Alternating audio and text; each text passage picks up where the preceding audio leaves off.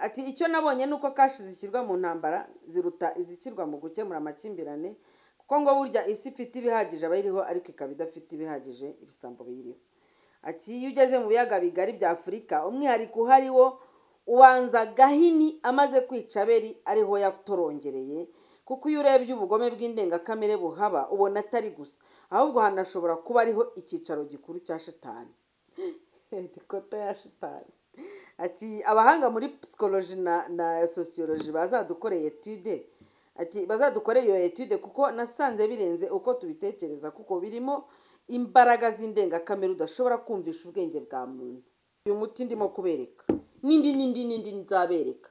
Hari umuntu ushaka guhita avuga ati ariko mugwiza buriya rura n'urukundo dufitiye biriya ni ibiki kuki aza kutubwira imiti, ukiyibagiza ko kukubwira umuti mbyungukiramo. Ntise nkubeshye iyo uje ukareba video baranyishyura gusa urumva hari icyaha mfite ngomba gushaka content izatuma uza kureba umuti bakanyishyura. Icyo ni kimwe. Icya kabiri aravuga ya mugore bavuga kuriya buriya hari umuntu avugana nawe buriya hari umuntu umuvugisha buriya hari umuntu umukoresha barababeshye. Ahubwo ibyo ngibyo nibyo bidashoboka yuko hagira umuntu umvugisha cyangwa se mvuga kubera ko kanaka yavuze. Ubundi ibyo nibyo byananiye. Abica umubiri ni abangaba nyine bashobora kugufata bakagutema bakakurasa se bakagufunga bakagukorera iyicarubozo ugapfa bikarangira nyine abo mwabanaga mu buryo bw'umubiri ntibongere kukubona. Abica roho rero ni bande? Abica roho ni imbaraga zo mu buryo bw'umwuka zica abantu mu buryo bwa roho nyine. Gusa ntabwo byumva tunyenyeri ukuntu uko ubona rero aka kantu ari akanyenyeri ni nako gatangaje. Akaba ari umuti ufasha abantu bafite za infection zitandukanye. Hahita hazamo abindambi. Kombucha itarwa iminsi 15 ariko abakoboyi bari basigaye bayishyiramo amabuye y'iradiyo bagahita bayitara umunsi umwe n'igice cyangwa iminsi 2. Ubwo ni uwihanganye.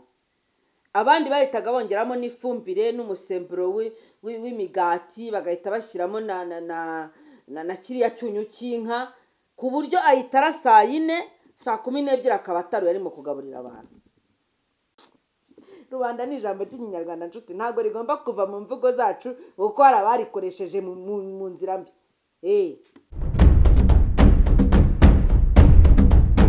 Bonjour ou bonsoir selon l'occasion, selon les endroits, selon le moment. Turabasuje mwese bitewe naho muri wumve ko mwiriwe mwaramutse mwaraye abari mwijoro bimeze bite abari ku manywa nyine mwumve ko indamutso yacu ibagezeho aho muherereye hose. Iyo tubasuje gutyo abari Icon TV ni Ingara Creative Arts Network aho tugenda tuganira ku bintu bitandukanye bijyanye n'ubugeni dukora. Gusa nyine mukaba mukunze kubona mbasharinga cyangwa se mbereka cyane bijyanye n'ibyo ngewe nkora ku giti cyanjye nk'umwe mu bagize Ingara Creative Arts Network. Usibye ko hazamo na muzika hakazamo n'ibindi byinshi bitandukanye, ababumbyi, abakora imitako mu migano, ababoha, abaririmbyi n'abandi. Rero nizere ko aho muherereye mumeze neza, abari mu Rwanda, abari muri Afurika, abari mu Burayi, abari muri Amerika, abari muri Canada, abari muri Australia, abari muri biriya birwa byose bigiye bizungurutse inyanja. Nizere ko hose indamutso yabagezeho aho umunyarwanda ari hose n'undi wese kandi nubwo aba atari umunyarwanda ubasha kumva uru rurimi ndimo kuvuga wumve ko ngo shuhuje. Nizere ko mumeze neza rero njyewe meze neza nitwa Mugwiza Jerry. Iyi ni Icon nyine nkuko nabikubwiraga tugiye kuba tuganira. Hashize igihe kinini tutaganira ntabwo nabonetse hari byinshi nagiyemo maze iminsi muri training y'ibyitwa ya ONG yitwa Africalia. Badufashaga kumenya uburyo wamanaginga ibijyanye na cultural arts. Twari dufite abarimu beza nyine baradufashije, nanabashimira cyane. Ni cultural arts management, niba ntarimo kubivangavanga. Ni Africalia badufashije kumenya uburyo wa managinga nyine umushinga wawe ujyanye w'ibijyanye n'umuco, w'ibijyanye n'umuco.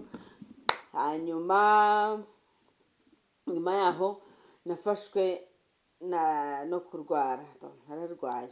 Sinzi, wenda hari ibiganiro muba mugenda mubona biri hano biza bijyaho, ariko byarakozwe mbere yuko ibyo ngibyo byose bimbaho, mukagira ngo wenda ni ibya vuba, ariko icyangombwa ni uko turi bazima. Nizere rero ko namwe muri bazima. Tugiye kuba tuganira nyuma y'ama events menshi tutabashije kuganiraho. Hari uruzinduko rwa His Excellence muri France, hari uruzinduko rwa Macron mu Rwanda. Iyo ngiyo ni politike, sigaye ngiye kuzareka kuyivugaho, ko iyo ngize ikintu mvuga ku bijyanye na politike hari abantu batanyumva neza. Je préfère le silence alors. Nibyo byaba byiza, sinzagira icyo mpfa n'umuntu ngo tuzahurire mu nzira nkocore ampoye ubusa, ampoye ko navuze ukuntu numva ibintu. Vraiment wenda abantu bazabona ntakomeje kuvuga cyane kuri politike, kandi njyewe mba numva kuyivugaho, ariko gukunda igihugu kwanjye, kugira ibyo navugaho wenda byakosoreka, cyangwa se nyine gutanga umusanzu w'ibitekerezo. Rega ntabwo ari icyaha, kibi nuko nagira uwo ntuka, ariko nyine ntabwo abantu benshi babyumva kimwe nanjye, ugasanga nyine tubaye nk'abasakirana, cyangwa ukabona abantu bameze nk'abaguhaye akato nyine nguriya mugore aravuga, ya mugore bavuga kuriya, buriya hari umuntu avugana nawe, buriya hari umuntu umuvugisha, buriya hari umuntu umukoresha. Barababeshye. Ahubwo ibyo ngibyo nibyo bidashoboka, yuko hagira umuntu umvugisha cyangwa se mvuga kubera ko kanaka yavuze. Ubundi ibyo nibyo byananiye. Iyo mba nshaka kuvuga kuko kanaka yavuze, bari kuba byoroshye cyane ko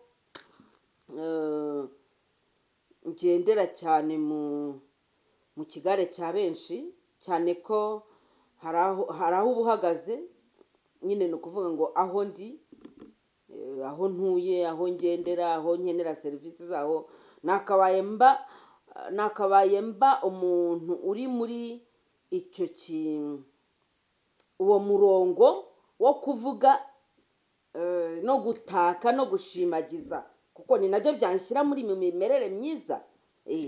Byatuma nzajya njya nakirwa neza, byatuma n'abandi bantu bose babona yuko ndi umuntu usobanutse. Yewe biranakiza, rega tuvugisha ukuri, biranakiza. None se kuki ntabikora? Nuko se nanze kugira ubutunzi buturuka wenda ku kuba nahabwa opportunity runaka, nkazihabwa wenda ntari nanazikwiye, ariko kubera ko navuze en faveur nkazihabwa. Ncanye buji kubera ko iyo ntangiye kuvuga ku bintu by'imiti, sinzi impamvu hano hahita haza utuntu tw'utuzizi ntazi, cyangwa se ubushize byatewe nuko hari harimo n'ibintu by'ubuki, cyangwa nuko twari hanze, sinzi. Gusa uyu munsi nyine nahisemo ko tuza kuvugana ducanye akabuji, uko iyo hagize nk'akantu k'agasimba kidumbukiza kakumva buji, gahita kava aho ngaho, gahita kava muri iyo milieu. Ni ukuvuga ngo ibisimba buriya bigira icyo bita instinct, ntabwo bikoresha ubwonko nk'ubwacu, bigira instinct. Niba muri metero, muri superficie runaka, isazi ije cyangwa uruyuki cyangwa akazizi cyangwa twa dusimba twose dukunda kuba ducaracara mu nzu bitewe n'impamvu, kuko hano mba nagize ibintu byinshi. Hari igihe mba nataze za kambuca, nzabibereka. Hari igihe mba mfite imitobe y'inanasi, hari igihe mba nakoze ibintu navangavanze n'ubuki. Donc ugasanga mu nzu byanze bikunze ntihashobora kubura utuntu tugira gutya tuza. rero buji niyo kugira ngo imfashe kwigizayo bene utwo ngutwo utaza kuyibona ugahita uvuga uti none wa mugore yacanye buji, ntayicanye. Hanyuma nyine haraba hari n'umubavu birumvikana. Iyi ni manyolia ni wood yitwa manyolia, ihumura neza cyane mu nzu, ngenda yikunda. Nkunda iyo mba nyifite imbere yanjye mba numva ntuje, nkumva ameze neza, nkumva niba hari n'ahantu nanababaraga nkumva harimo haragenda hakira. Ntabwo nzi impamvu bimeze gutyo nyine, ubwo ni uko nguko bimeze. Nawe uzabigerageze umunsi umwe urebe. Hanyuma naguhamagarira gukora subscribe kuri runo rubuga, ugakora share, ugakora like, ukaduha na comment. Ese urabibona uti bundi ibintu tuba turimo kuvuga uba wumva ari ibintu biryoshye, uba wumva cyangwa se wenda ushobora no kuvuga uti hari ngenda abona murimo kwanjwa. Mwana bitubwira mubonye turimo kwanjwa da, buri umuntu ugukunda akubwiza ukuri. Gusa nanone iyo umuntu aguca intege arumva nawe ko tubyakira gutyo nyine tukabifata nk'ari inama mwatugiriye, ariko buriya ruba ari urubori. Ruba ari urubori kwa. Ikindi wenda ngira ngo mbere yuko ntangira kubereka umuti nabateguriye uno munsi, abantu mwongera kunyandikira ngo uwo muti mwawubona gute, simba nawubahaye. Tungurusumu n'ubuki n'urugero, umwenya n'ikirogora n'ibindi byatsi twongeyemo. Ese warabibuze se basi? Keretse niba umbwira uti narabibuze. Nyine bibereka hano kugira ngo namwe mushobora kuba mwakwirwanaho, mwirwaneho kandi ntibizazime gutyo. Ikindi hari abantu bansanze inbox barambwira ngo ngura umwihanduza cumu, ngo ni gute uvuga ngo umuti ngo ushobora ngo kuvura ngo n'uburozi, kandi ngo uzikoraho ngo uziteza abantu. Ubwo se ngo kuba uvuze ngo umuti ngo washobora kuvura uburozi, ngo ubwo urumva ngo ba bantu baguhanahanaga bavuga ko uri umurozi badafite impamvu? Nta mpamvu bafite, nta mpamvu bafite, kuko byanze bikunze niba abarozi banabaho, cyangwa se niyo waza ukanyita umurozi njye nta n'ikintu byaba bintwaye. Impamvu nuko wenda abantu benshi bakunda kumva umurozi bagahita bumva negativity. Ariko umuntu ashobora kuba umurozi uroga indwara, donc indwara akaziha uburozi bwitwa umuti zikavaho. Ubwo iyo uje kumbwira ngo ndi umurozi cyangwa se ngo ibiki, numva ntazana nagushyira, ndakwihorera, kuko ngo kuba navuze umuti ngo ni ukwikoraho. Abantu benshi bafite imyumvire iteye ukwayo. Nanakoze ikiganiro ngihaye ukwezi, mbona abantu ntago bakirebye bikanze. Ariko buriya mujya muzirikana amagambo Yesu yavuze avuga ngo icyica umuntu si ikimujyamo, ahubwo ikimuvamo nicyo kimwica. Arongera aravuga ngo ntimugatinya abica umubiri, ahubwo mujye mutinya abashobora kwica roho. Hari abantu sinzi ukuntu wenda imyumvire yacu yihuta cyangwa se igatinda, bahita bumva muri icyo kintu cyo kuvuga ngo abica roho bagahita bumva ko Imana ariyo yica roho.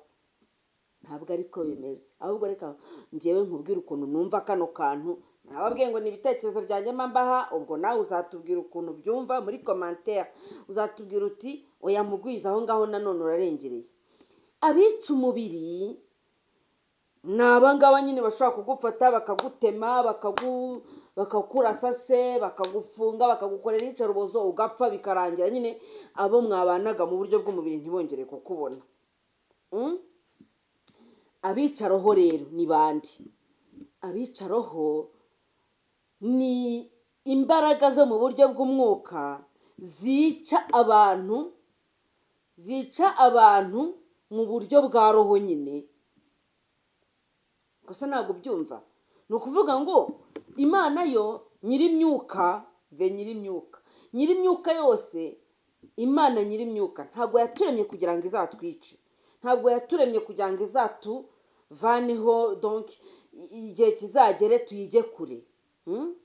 imana yaturemye kugira ngo, ariko se navuga ngo yaraturemye, cyane navuga ko ahubwo yanatubyaye, kuko Yesu yatwitaga bene abica umubiri. Ntabwo ngiye numva imana, ni ukuvuga ngo imana irakomeza ikakurwaza ikanakoherereza abantu benshi bo kugenda bakuganiriza, ikaguha abamarayika, ikakubwira, ikagukoreraho ibintu umuntu yavuga nk'ibitangaza. Wenda urarwaye ugakira mu buryo bw'igitangaza kugira ngo irebe ko wagaruka.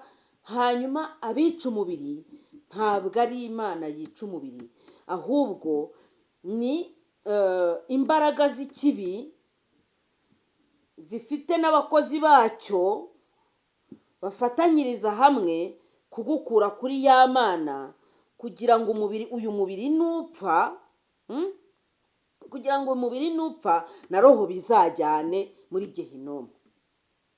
Muri gehinomu naho ubwo umuntu yafata igihe akongera akabisobanura. Gehinomu ni ikigereranyo, ni nk'uko wavuga induba cyangwa ukavuga Kicukiro bakijyana ibishingwe i Nyanza. Ntabwo abantu bamwe ntabwo tuzumvikana, kuko gehinomu, gehena cyangwa gehinomu ivugwa nyine muri Bibiliya, aho Yesu ababwira abantu uti urugingo rwawe nirigucumuza urute muri gehinomu kurusha uko umubiri wawe wose wazajya muri gehinomu. Gehinomu rero yayikoresheje nk'ikigereranyo. Hanyuma uyu munsi nyine abantu baba bumva gehinomu bakumva ni ikindi kintu, ntibabashe kubishyikira neza. Ariko ubashije kubishyikira neza cyangwa ufashe umwanya ugasoma, mujye musoma Bibiliya, musome n'izo bita commentaire sur la Bible, musome n'izo bita, hari nk'igitabo mfite hano cyitwa l'histoire de la Bible, l'histoire de la Bible. Donc bya bitabo bigenda bisobanura akantu ku kandi kavuzwe muri Bibiliya. Ese aka kantu ni agake? Hari nk'aho bagenda bakwereka ibyatsi byo muri Bibiliya, ugasanga ni bya byatsi n'ubundi ushobora kuba ubana nabyo ariko utaruzi umumaro wabyo.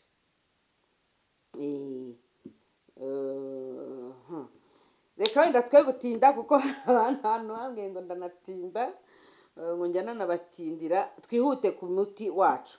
Uyu munsi turaganira ku muti. Mwabonye akavideo gatoya nakoze ndi kumwe na Manzi, aho namubwiraga ko uriya muti nzawumwereka, ni nawo nazanye kugira ngo nkubereke uno munsi. Ni ukuvuga ngo nawuzanye hano utetse, biracyashyushye. Nawuzanye hano utetse, namaze guteka, namaze gutegura, ariko ntari narangiza kongeramo ibindi birungo bya ngombwa. Hanyuma ndangije nanawuzana ukiri mubisi kugira ngo muwumenye. Iki cyatsi cyitwa agahandanzovu. Ntimuzambaze non vernaculaire, ntihazagira umuntu umbaza non vernaculaire, kuko ntayo nzi pe. Murakabona gutya, ni akatsi gafite amababi, hanyuma kakagira utuntu tw'utubuto. Utubuto twako tumeze nk'uduhwa, ariko uduhwa nanone dukoze nk'utunyenyeri ukuntu. Uko ubona rero aka kantu ari akanyenyeri, ni nako gatangaje. Akaba ari umuti ufasha abantu bafite za infection zitandukanye. Abantu bakunda kuba bajya kwa muganga, yava kwa muganga amaze uti basanze urwaye iki, ngo muganga yambwiye ko mfite infection. Nusanga kwa muganga bakubwira ko ufite infection, uyu muti uzawushyire hafi yawe.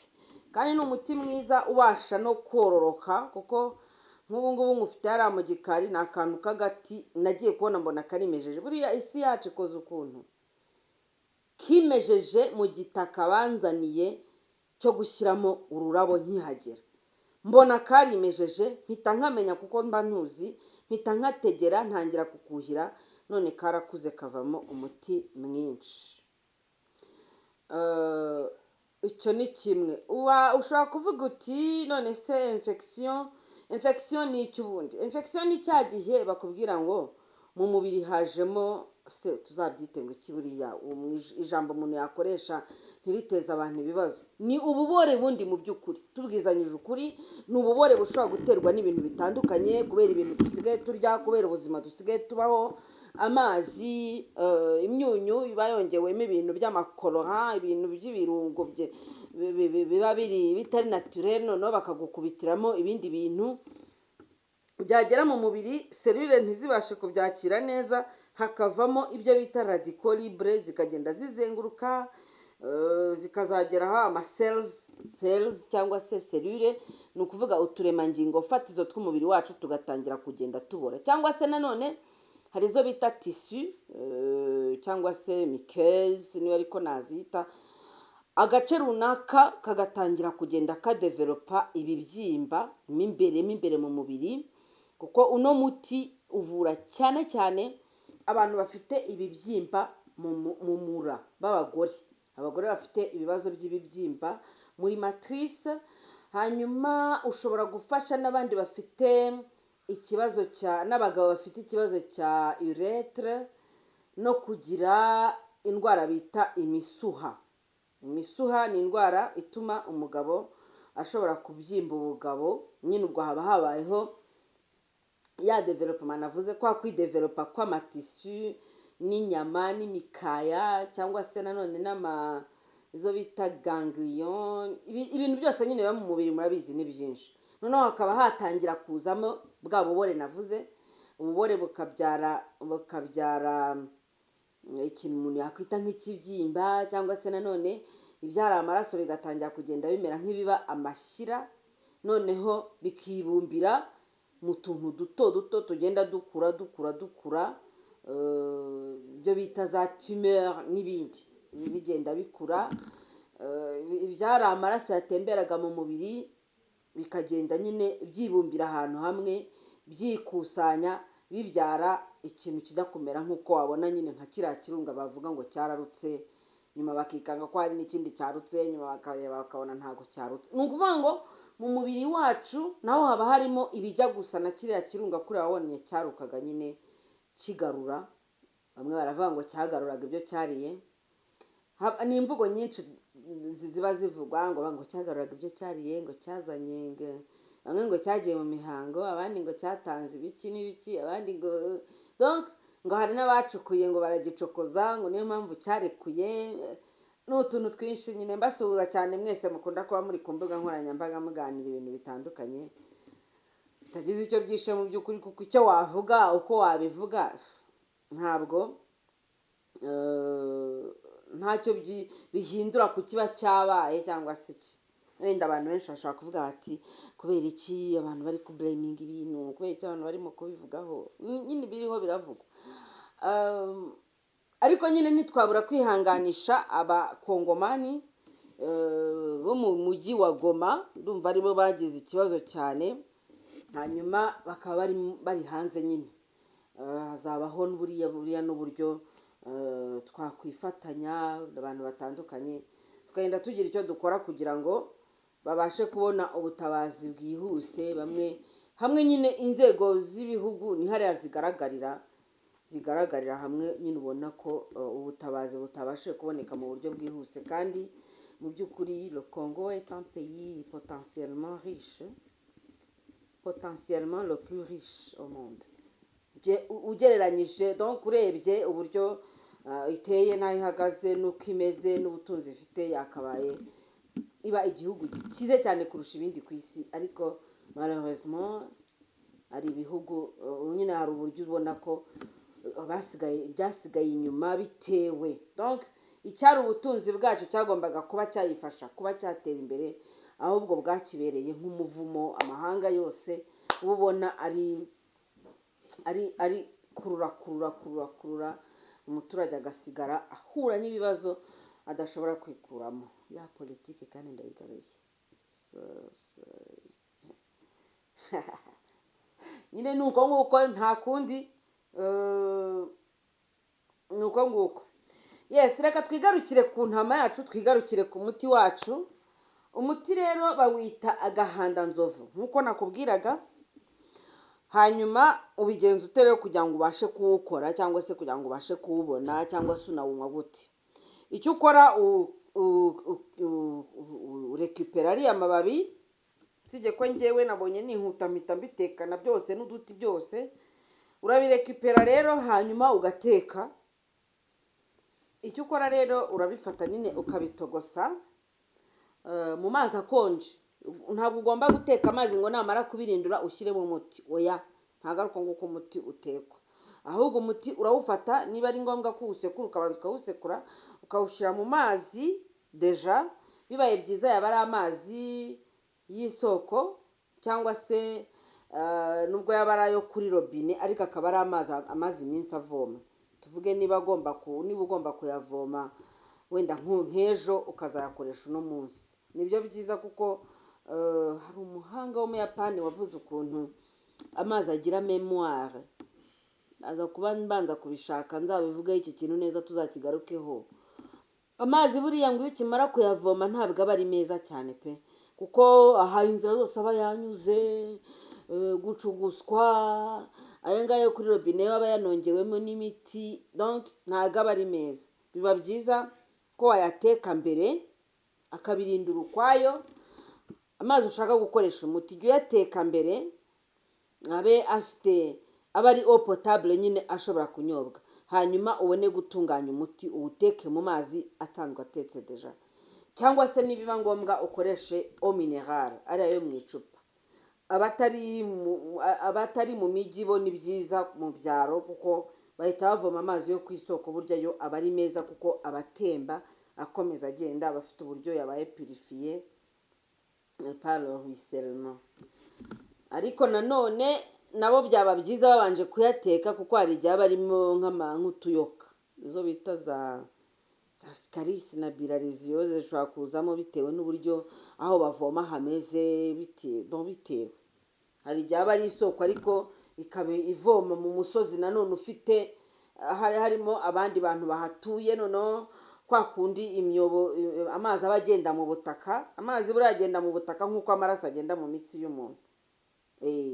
Bikaba byagenda bihura n'amazi yo mu bwiherero bw'aho hafi, bikagenda bihura n'ava mu bishanga. Yego ibishanga bifite ukuntu binyunyuza, ariko niba ugiye kuvoma se ugasanga wenda akano yarashaje, ayo mazi wayizera ku buryo wayazana ugahita uyatekesha umuti utabanje kuyapirifiya ukwayo.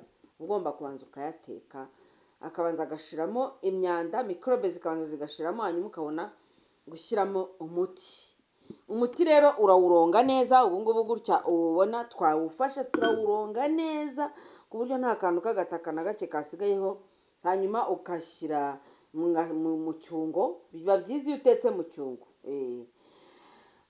Ninzamvuga icyungo nyine ubwo mujye mubyumva gutyo. Biba byiza iyo utetse mu cyungo, ariko udafite icyungo wateka no mu gasafuriya gatoya kabugenewe ugateka.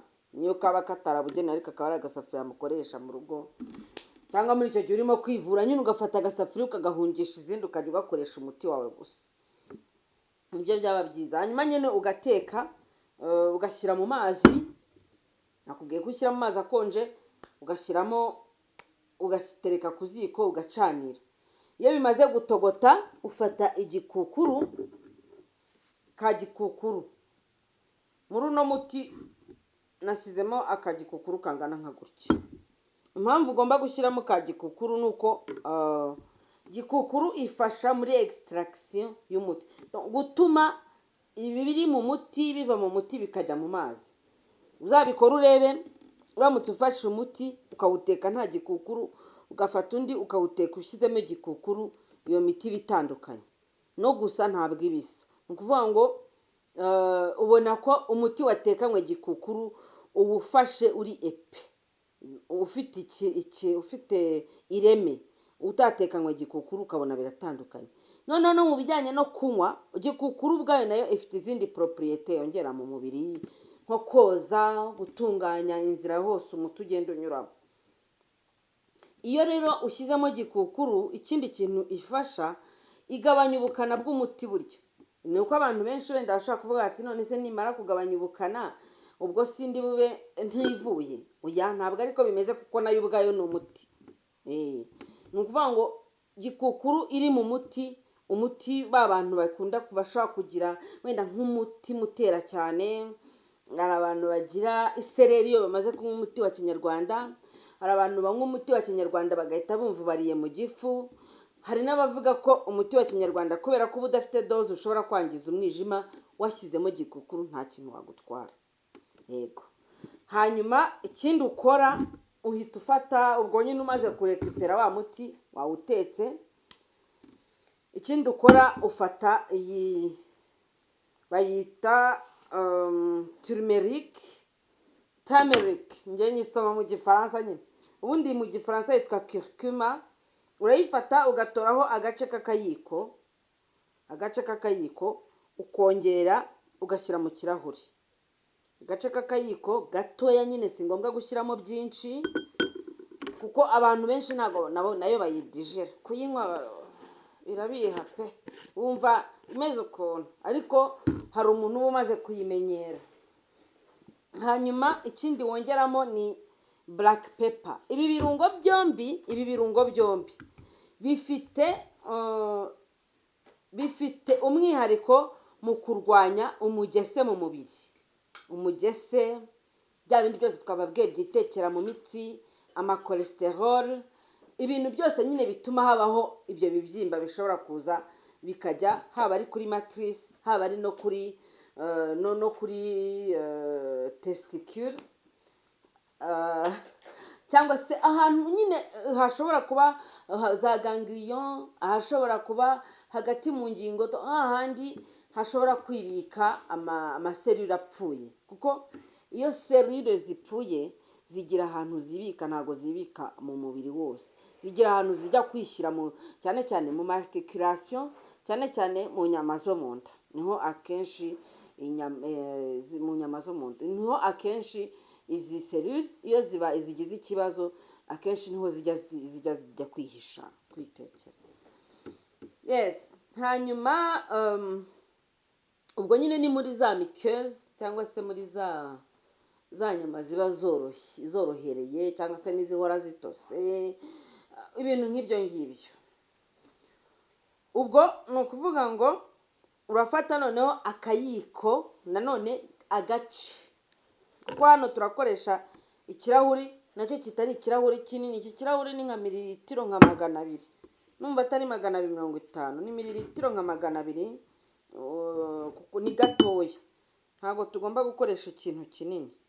Aha rero ushyiramo kano kavanga. Uru ni urusenda, poivre noire cyangwa black pepper. Pilipili manga niko barwita mu Giswahili, ntabwo nzi uko barwita mu Kinyarwanda, ariko wumve ko ari iyi pilipili manga, black pepper cyangwa se poivre noire, ari n'iyi ngiyi turmeric cyangwa se curcuma. Ni ibirungo bibasha gufasha mu gukura imyanda mu mubiri no gufasha gutuma umubiri utananirwa, kuko iyo umuntu yamaze gufatwa na bene zino ndwara, ikintu cya mbere kimuranga ni ukunanirwa. Icya kabiri kimuranga ni ukubura ibitotsi, kuko abaribwa. Black pepper rero iri mu bigabanya uburibwe ku kigero cyo hejuru, ku buryo ufata black pepper nta hehe n'uburibwe. Urebye nibyo. Hanyuma njyewe kuko sinzi niba ari ukubera gukunda ibirungo cyane, nafashe intete 3 za clou de girofle, nongera mo hano. Ikindi kandi wenda abantu bataza kubona bikora bagire ngo ndibuze kubimena, ntabwo nshobora gufata umuti ngo ngumene. Uyu ni umuti ushobora kukuvura wamaze kurwara, ariko nanone ni umuti ushobora kunywa nk'uko umuntu anywa n'izindi tizane. Uyu muti iyo ufashe gutya aka kababi kawo ugahekenya,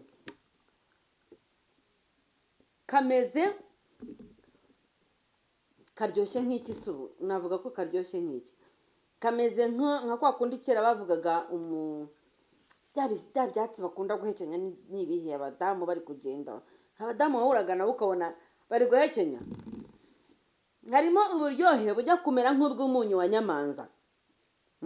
Agahanda nzovu niko kameze, harimo uburyohe bumeze nk'ubw'umunyu wa nyamanza, hakabamo uburyohe bujya kumera nk'ubw'umufumbageshi. muze kutubwira kuri commentaire, ni nacyo tubanira, ntabwo tuba tubazaniye ibintu biri bishyashya kuri mwebwe, ahubwo hari n'igihe tubaganiriza ibintu tunazi ko muri mwebwe harimo n'ababiturusha. Yes, niko bimeze. Ntabwo nahagarara hano ngo niyemere mvuge ngo ibi byatsi ngo ndabizi, surtout ko njyewe abantu bamwe baranatangara nakuriye mu mujyi, ariko bimwe ndabizi ibyo mbashije kumenya. Rero ni ukuvuga ngo uyu ni umuti ushobora gufata ukawukoresha utari warwara, biba ari byiza cyane kurushaho, surtout ku bagore bamaze kwinjira mu myaka 40, imyaka 40, imyaka 50. Wakagombye kuba wirwanaho. Ejo ndimo kuganira n'umumama ubona ko akuze rwose, ari muri za 60.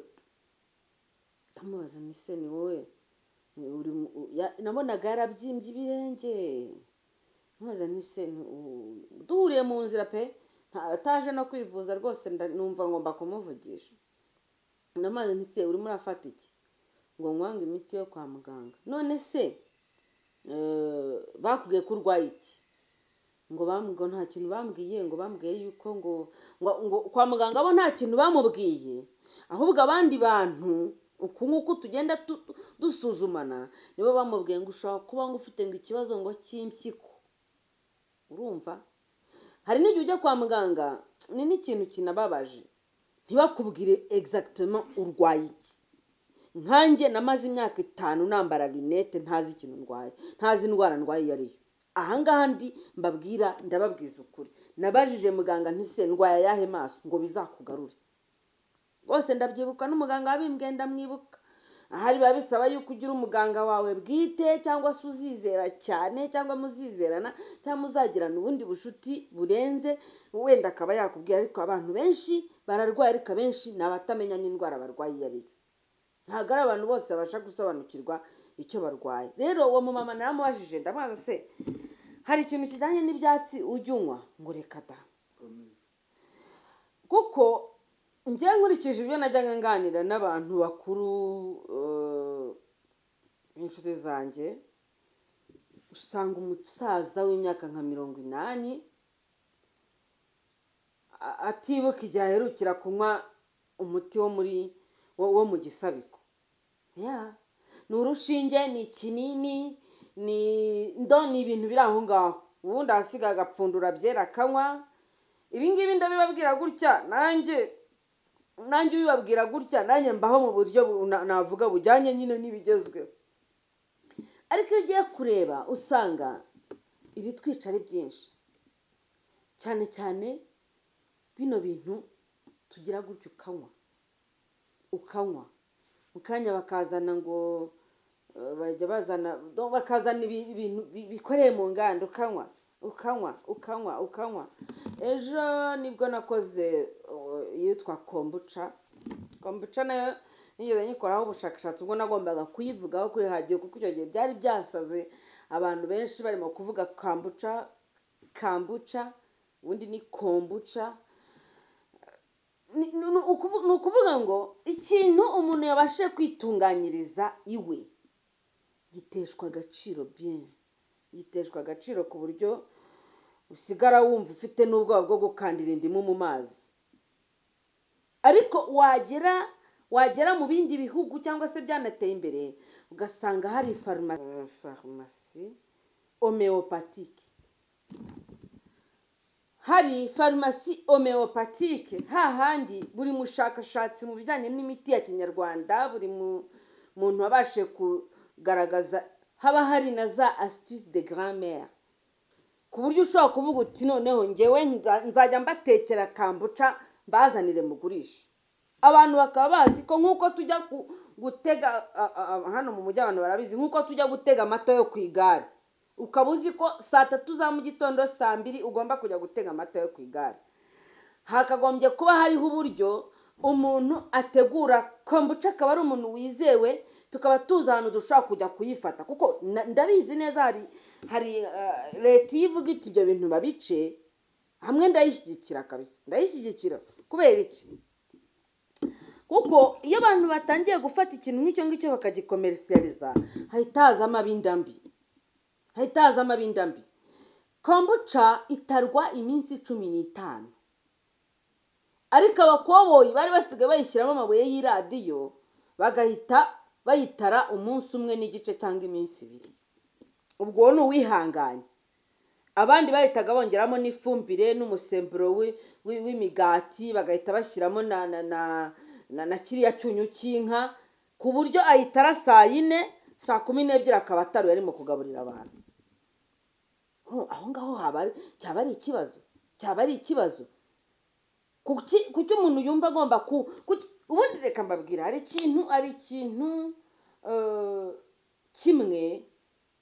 ikintu kimwe abirabura dukwiriye kwiga cyangwa se tukanakigishwa. Sinzi uzakitwigisha uwo ari we, ariko nasenze Imana, navuze ngo Imana idufashe nk'uko yatuzaniye mugabo John, ikatuzanira ba Rutanga rw'amaboko, ikatuzanira bandi bakadukangura, bakatwereka ingorane turimo kugenda tugendamo aho zirimo kugenda zigana. Ituzanire n'undi muntu vanga hari undi namenye, ituzanire n'undi muntu ushobora noneho kutuzana muri spiritualite ya nyayo. Umuntu ibyo akora byose ayoborwe n'urukundo kurusha kuyoborwa no gushaka amafaranga. Ayo mafaranga urayashaka, c'est bien, ariko yega amafaranga aradufasha, kandi iyo utayafite uhura n'ingorane zitandukanye, ugahora uteraganwa, ugahora umeze nkaho nyine ukaba inzererezi, ukabura n'ijambo mu bandi udafite amafaranga. Ariko je préfère kubaho ntafite amafaranga aho kugira ngo mbeho mfite amafaranga narayakuye mu kwica abantu benshi. Mass killing iri mu bintu bijyanye nuko abantu bashaka inyungu. Ukaza ugafata ikintu ukagishyira hariya, fine, abantu bakaza bakaguha amafaranga, tu amasses des richesses, ariko izo richesses urimo kwamasa, donc ubwo butunzi urimo kurundarunda, finalement hari amagara y'abantu ari ku gatwe kawe.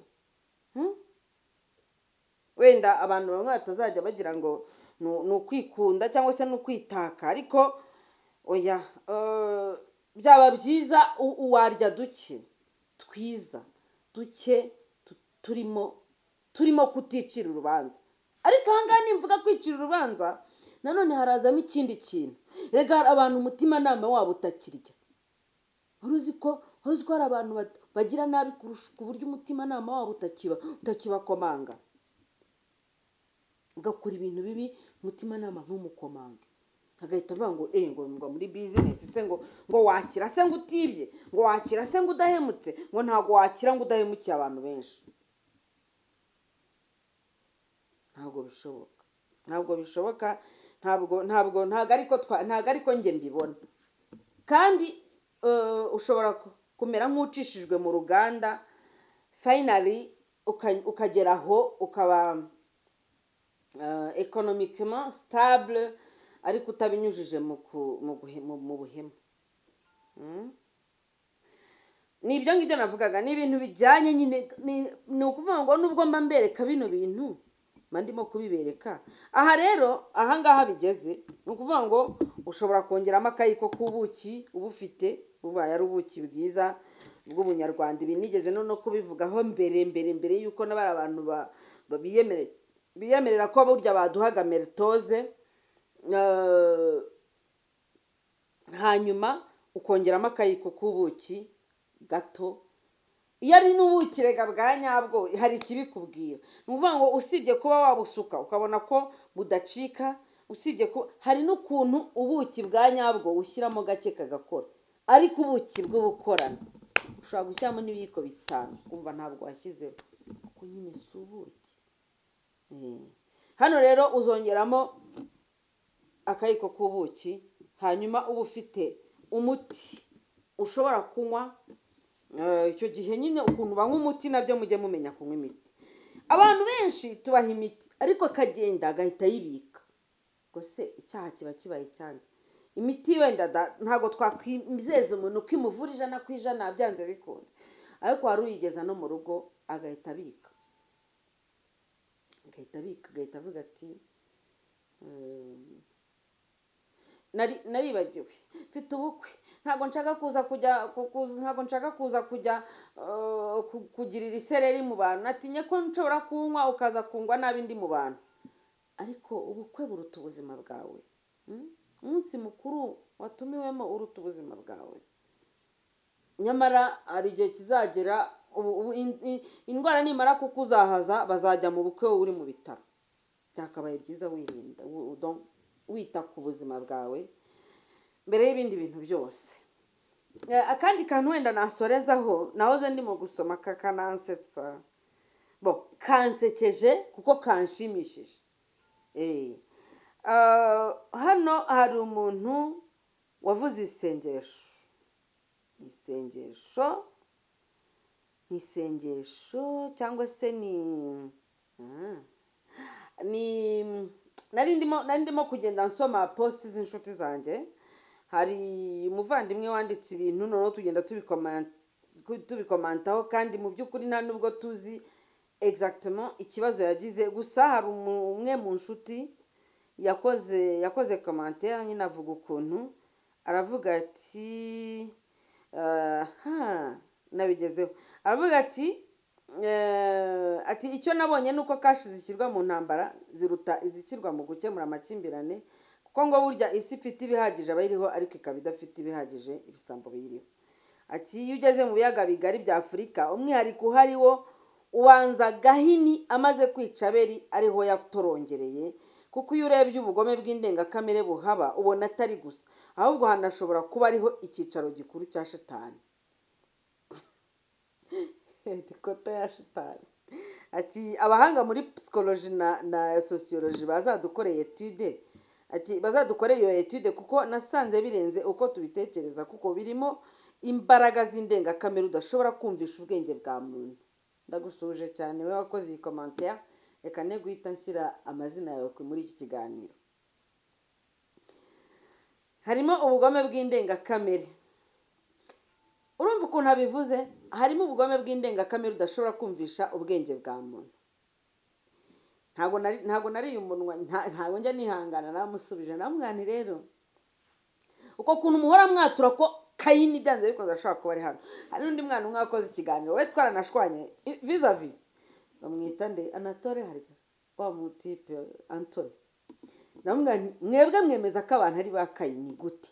Uko mukomeza kugenda mubyatura, uko mukomeza kugenda mubigemeza, ko bizageraho bikababyo. Kuko ururimi rurarema. Kandi iyo wamaze kuvugaho umuntu ikintu nk'icyo ngicyo, birangira nawe akiyumvisemo, agahita atangira kumva ubugira neza butamureba. Ibi mbivugiye iki ubundi kuki ndi kuvuga bino bintu kandi twari turi mu muti? Ni ukuvuga ngo uyu muti gutya, uyu muti ndimo kubereka n'indi nzabereka. Hari umuntu ushaka guhita avuga ati ariko mugwiza buriya rura n'urukundo dufitiye, biriya ni ibiki kuki aza kutubwira imiti? Ukiyibagiza ko kukubwira umuti mbyungukiramo. Ntise nkubeshye, iyo uje ukareba video baranyishyura. Gusa urumva hari icyaha mfite? Ngomba gushaka content izatuma uza kureba umuti bakanyishyura. Icyo ni kimwe. Icya kabiri, ntago bikwiye kugutungura cyangwa bigutangaze kubanza nkaguha ibintu ubundi mu by'ukuri nakagombye kuba nibikaho, nkareka abantu bakajya banzanira amafaranga. Kuko icya mbere gituma mbibaha nuko iyo mbiguhaye baranyishyura. Twitwa content creators. Hano nimbasha gukora ikintu gituma uza kubireba, YouTube izanyishyura. Ntago rero ukwiriye gutangazwa nuko mfata ibintu nkabiguha. Cya kabiri, mu buryo bw'isanzure naho ndunguka. Uti kubera iki? Umuntu utari kubasha kugera hano kwivuza, ariko akabasha kubona iyo post nashyize kuri YouTube, iyo video na uploadinzeho, akabasha gukurikiranya intambwe ku yindi uko nabikoze, agakira za ndwara, azansengera, azansabira, azashimira Imana. Mana ukomeze ufashe Mugwiza, ukomeze umuhe imbaraga, ukomeze umwiteho, uturindire Mugwiza. Abantu ntago bazi imbaraga z'amasengesho, cyangwa se ntago bazi imbaraga zo kuvugwa neza. Ubundi kuvugwa neza, Bibiliya iravuga ngo kuvugwa neza ni nk'amavuta atamye. Amavuta atamye cyangwa amavuta ahumura neza y'igiciro cyinshi. Le contraire, kuvugwa nabi.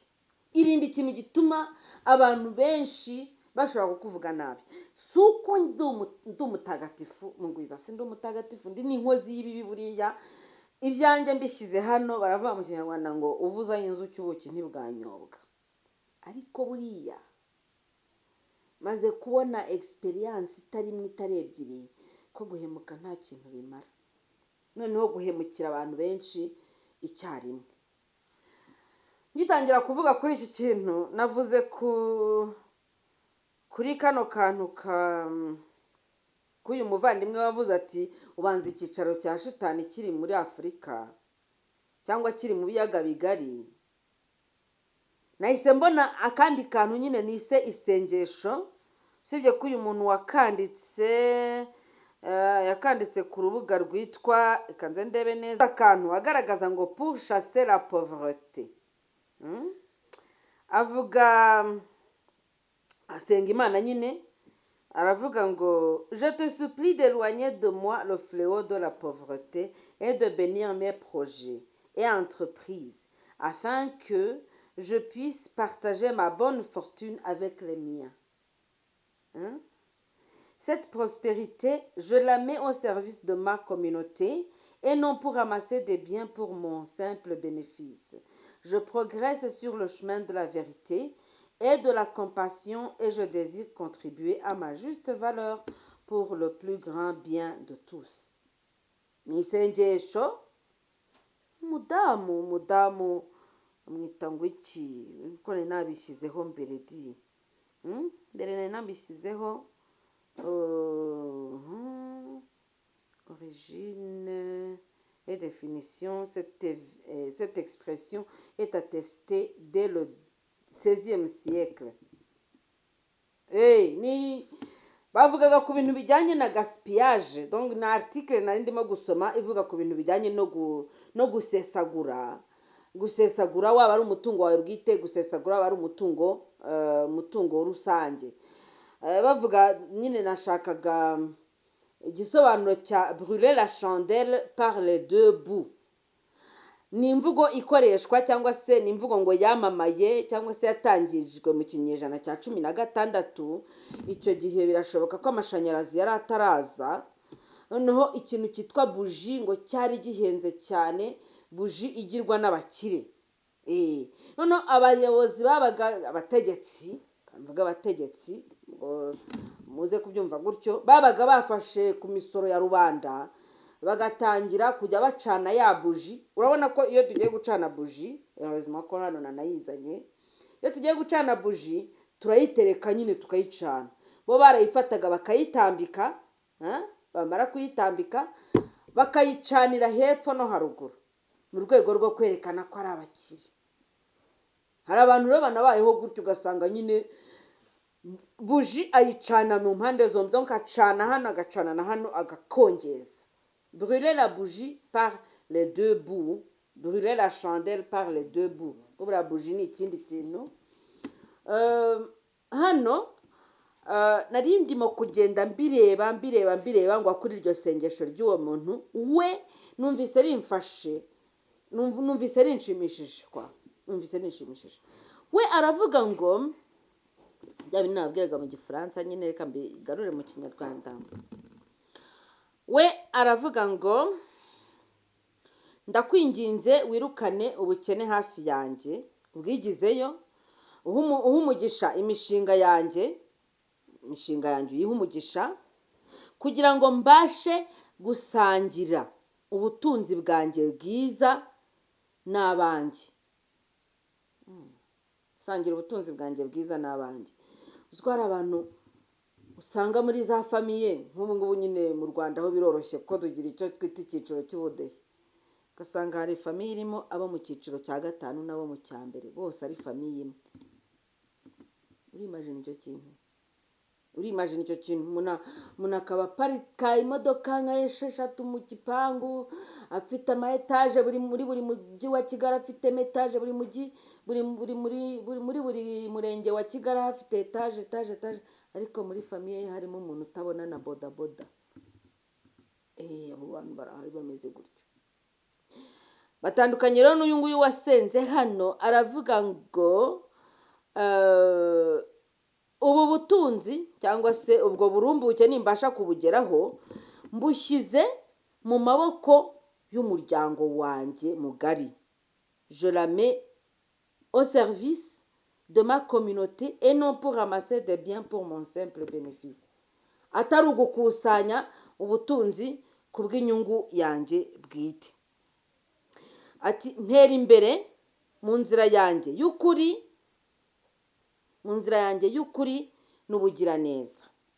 Je progresse sur le chemin de la vérité et de la compassion et je désire contribuer à ma juste valeur pour le plus grand bien de tous. Kandi ndifuza kugira uruhare cyangwa se gutanga umusanzu wanjye mu gaciro kanjye, kugira agaciro kanjye kakazamuka kakagera hejuru, kugira ngo ako gaciro kanjye kaze kuza kuba umugisha kuri rubanda. Nimvuga rubanda none n'ababandi bajya bavuga ngo rubanda nyamwinshi. Rubanda ni ijambo ry'ikinyarwanda nshuti, ntabwo rigomba kuva mu mvugo zacu kuko hari abarikoresheje mu nzira mbi. Reka mvuge ku mbaga ntukabyaramo. Kugira ngo agaciro kanjye, je désire contribuer à ma juste valeur pour le plus grand bien de tous. Ndifuza gutanga umusanzu wanjye kugira ngo agaciro kanjye kabe umugisha ku mbaga ya bose. Anje avuga ngo amen cyangwa amina, cyangwa ushaka kuvuge amoni, cyangwa ushaka kuvuge amani, ushaka kuvuge ngo imana. Ayo magambo yose uko yavuze ni mn, ni inyuguti zitagiraga ubundi inyajwi, buri wese ashyiramo inyajwi akurikije icyo ashaka. Amonre, amonra, amani ni amahoro nyine. Kandi bakavuga, hari n'abavuga ngo hotepe. Mperutse gusoma article noneho ishyira icyasha ku iyo mvugo ngo hotepe. Hotepe ubundi ni ijambo abanyafurika babwirana, ku buryo mvuze ngo hotepe, Claude Kase ahita amenya, Mvukiyehe ahita amenya, Janvier ahita amenya, Chantal ahita amenya. Abo ngabo ndi kuvuga bose n'abantu ni bene Imana. Iyo mvuze ngo hotepe ni ijambo tumenyaniraho, ariko hari abandi barihaye ikindi gisobanuro. My friends, turasenywa, abirabura turasenywa. hahandi usanga umuntu ushaka kwiyoza noneho ubundi abana b'Imana ni bande. Iyo urebye ukuntu isi yose yasharina ku ruhu rw'umwirabura ishaka kururimbura, ubundi abana b'Imana ni bande? Simbizi. Gusa Banyarwanda, icyo nababwira cyo ni kimwe, nuko nimutamenya abo muri bo ngo mumenye agaciro kanyu, mumenye abo muri bo, mumenye umunyarwanda. Ubundi mvuze umunyarwanda noneho nabyo byari bindi, ariko ubundi ubu turi mu biki? Hari utavuga ngo umunyarwanda nyine ngo upfa kuba uvuga ururimi rw'ikinyarwanda, ntumbwire ngo waturutse aha, ntumbwire ngo wavuye aha, ntumbwire ngo wahoze ubaha. Njyewe ntago mbangura, nubwo hari ababinshinje, ariko amusore narabababariye. Imana nayo ibababarire. Uvuga ururimi rw'ikinyarwanda wese n'undi ukunda u Rwanda, iyo ashatse nationalite arayihabwa, umunyarwanda. Ariko wumve ko umunyarwanda en tant que nationalité, umunyarwanda nk'urukundo angahe se? Donc wumve ko hano hantu turi ahangaha Rwanda aravuga ngo ni Kwanda. Fine, icyo ni igisobanuro cyatanzwe n'abambanjirije kandi gifite aho cyanditse ku buryo ubwo cyabaye nk'ihame. biva ku nshinga kwanda cyangwa se kwaguka, ariko dufashe noneho ijambo tukarigereranya n'andi bijya gusa: Rwamagana, rwa Gasabo,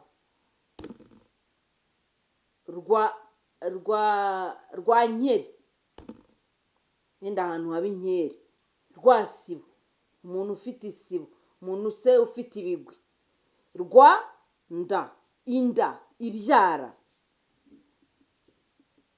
Okay, aho ngaho harazamo nyine kuko kubyara ntabwo wakwaguka utabyaye, kwaguka cyangwa se kwanda nyine nk'uko babivuga. Ariko igicumbi, kuko kariya karemanjambo rwa ni se umuntu yayita indangahantu. Ikinyarwanda kimaze no kuducika. Umuntu yayita indangahantu se? Indangahantu, indangabintu, cyangwa se adjective possessive. Undi ni ikira, ibintu by'ahantu nyine. Rwa nda, inda ibyara, ituma.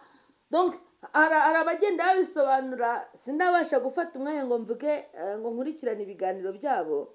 Hari uwitwa Abanyarwanda Barundi, hari n'undi mupasiteri wadutse wemeza ko mu Rwanda ari muri Israel, ariko mwitondera ako kantu murimo kugenda mwemeza, kuko kugeza uyu munsi Abayisiraheli kavukire bivuga ko barabirabura, hakaba hasigaye hari Abayisiraheli bahafite kandi bahafashe uyu munsi b'uruhu rwera. Ntituza kwemeza rero yuko u Rwanda ari Israel. Tujye twitondera ibyo tuvuga, cyangwa se tunashyire muri projection. Ibi bintu ndimo kuvuga nyuma y'imyaka 100, nyuma y'imyaka 200 bishobora kuzabyara iki? Ko Abayisiraheli bazwi uyu munsi ari Abayisiraheli b'uruhu rwera, kandi nta kidashoboka. Muri Afurika iri sufi yuko umwe aza akaza akagura teritwari, akagura agace, undi akaza akagura agace, undi akaza akagura agace, bakagura babandi bagasigara hagati, cyangwa se byaba ngombwa ukabona wo nyuma y'imyaka runaka ukazasanga batakinahari. Ndavuga ibishoboka nk'uko biba byarashobotse n'ahandi hose. Uzumva yanyitwarira cyangwa se akumva ko mvuze amahano, bizaba ntakiriho, ariko muzamenya ko nabibabwiye. I'm sorry. Ariko uzumva agomba no kubimpora, azabanza mbaza umwuka umvugiramo ni uwande. Ni umwuka w'Imana, ntabwo ari umwuka wawe wowe. Umbuza kuvuga, ntabwo umwuka mvugisha ari umwuka wawe. Singututse, sinkubwiye nabi, singize gute, ariko ukanyibasira ukumva ugomba kumpagurukana, ukanshinja ibinyoma. Ariko chacun pour soi, Dieu pour tous. Niba ndi umunyamafuti cyangwa niba ndi umunyamakosa, reka Imana bari izancira urubanza mu byo mvuga. Ariko niba ndyama ngasinzira, narangiza nkumva hari ikintu kirimo kumena umutwe kinkorogoshora, nkatangira kugenda mbona amashusho adasanzwe aturuka, ntazi ngo aturuka he. Ntabwo ari njye ubyikoresha, nta nubwo ari njye ushaka kubyivugisha, ahubwo ibyinshi nibyo nihezamo, ibyinshi nibyo mira, ibyinshi nibyo mira, kugira ngo ndebe ko natera kabiri. Reka mbasezereho mu kanya tuze kuza dushaka ukuntu dukora ikindi kiganiro, kuko ibyo kubabwira byo bifite ari byinshi cyane. Mwakoze cyane gukurikirana kino kiganiro. Reka mbashimire, babwire ngo mukomeze mukore subscribe, mukomeze mukore share. Ni nabyo bidufasha gukomeza koko kugira courage yo kugira ibyo tubategurira, kuko bino bihe mwaradohotse.